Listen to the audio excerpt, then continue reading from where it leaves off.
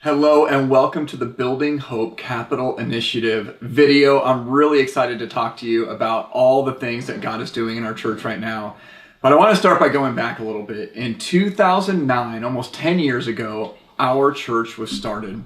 About 45 people started out with this crazy dream of planting a new church in Northeast Modesto. And we wanted to be missionaries to Modesto, reaching out to people who didn't have a church home, doing church a little different, but to focus totally in on Jesus. The mission of our church is to transform religious and irreligious people into fully devoted followers of Christ. We met for 5 years in a high school. We met for 3 years in an elementary school. And then God opened up this crazy opportunity for us to move into property and a building. But it was crazy because we had to raise up $150,000, which was half of our budget, in just 3 months. And God blew that away in 2 months. He raised $165,000, and people were just growing in their faith and realizing that God was doing incredible things in this church. Since we moved in, which was about 3 years ago, we went from 1 service to 2 services. And then last year we went to 3 services. And then last year we also ran out of space. So we're in an overflow. And we know that God has led us to a place where we need to expand our facilities so that we can expand our ministry and really let more people come into our church to experience hope. So we're calling this the Building Hope Capital Initiative. It's based on a verse in Nehemiah chapter 2, verse 20, where it says that God of heaven will give us victory, will give us success. We, his servants, will rise up and build. And we believe God is calling us not just to build a building, but to really build hope, to change people's lives, to see people's faith grow as they trust God in giving and in praying and in serving, to expand ministry so that more people can come in. And that also this can be a place where more needs are met, where more community needs can be met, more people can meet here, more connections can be made. And essentially, most people are not asking why we're doing it because we're running out of room. It's pretty obvious to most people why we feel the need to expand. But I want you to kind of hear that.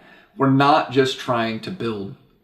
I think that God's trying to actually change us and grow us and actually raise up our prayer level, raise up our serving level, and raise up our giving level so that we can really grow in our faith closer and closer to Him. As we grow in hope, we can grow in faith, and that actually makes a difference in our lives and a ton of other people's lives. We're also not done reaching out. We don't want to put up a sign at the edge of our parking lot saying, there's no more room here, go away. We always want to say we're willing to do anything other than sin to reach new people with Jesus. Jesus has a heart for this area. Only 13% of our area goes to church on a given Sunday. We don't want to just be done. We want to keep following Jesus on his mission to reach out to the least and the lost. We're dreaming bigger dreams. 10% of what we raise, we're actually going to use towards church planting and a mission project. So even as we try and reach out and bring more people into this property, we want to go plant in a new area and reach out to people to really serve in that area. And just, again, we believe in church planting. And again, we're going to send a percentage of money off to a mission project just to bless them because we don't want it to be all about us. We're also running out of space in not just the sanctuary, but our kids ministry is running out of space. Our parking lot is half on gravel. So just some certain things that we need to do as God's growing us. What is it going to take? In Matthew 10:8, Jesus said, give as freely as you have received. The real hope through this whole process is that people understand the way God works. It's kind of like understanding gravity. Once you get it, you kind of can move in a different way. And we're hoping that as people understand how God works, things will get unlocked in their lives and they start to experience this moment that God's called us into for this Building Hope initiative. So what's it going to take? It's going to take people really giving prayer. It's going to take people giving time. It's going to take people giving finances. Prayer in our church, we call it the plow. We plant behind the plow. If every person could be praying every day for this, God starts to do great things. Our hearts get changed. Amazing things happen. That's how we've done things in our church. I mean, it's not about us. It's not about our mission. It's not about our efforts. The second is giving of time.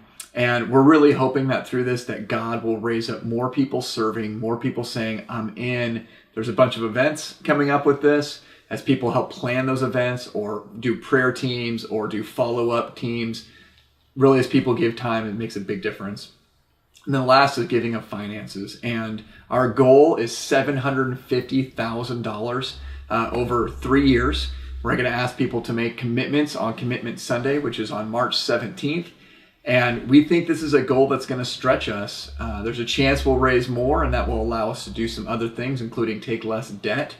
But this goal is going to stretch us, but we really believe it's going to open up a whole new level and a whole new era for our church.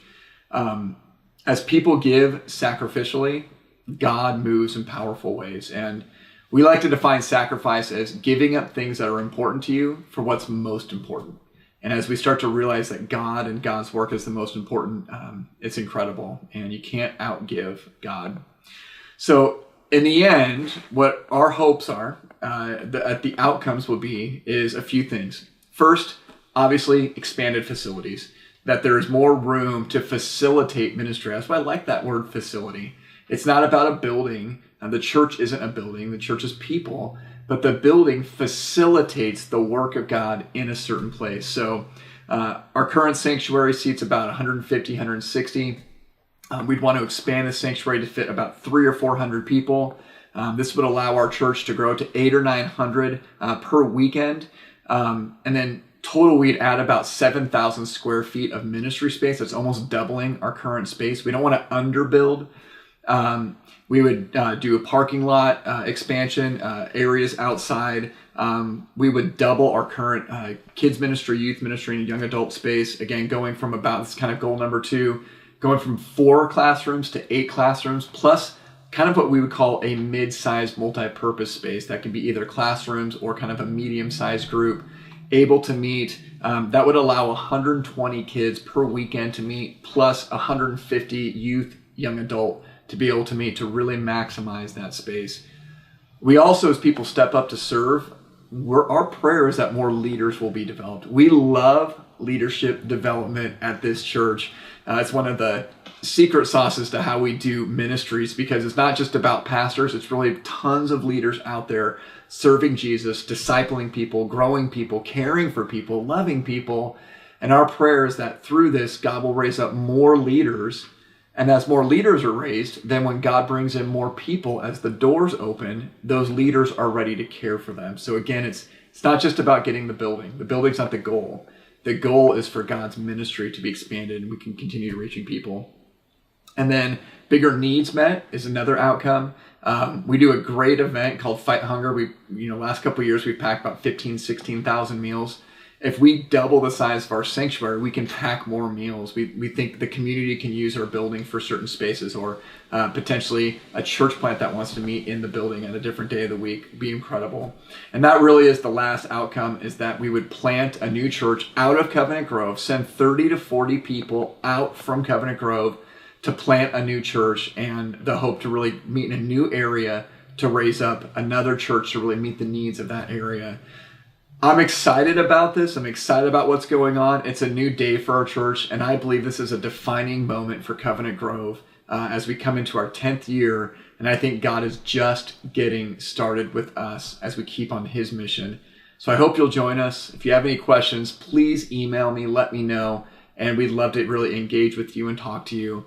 And I hope you'll be part of building hope with us in 2019 and beyond.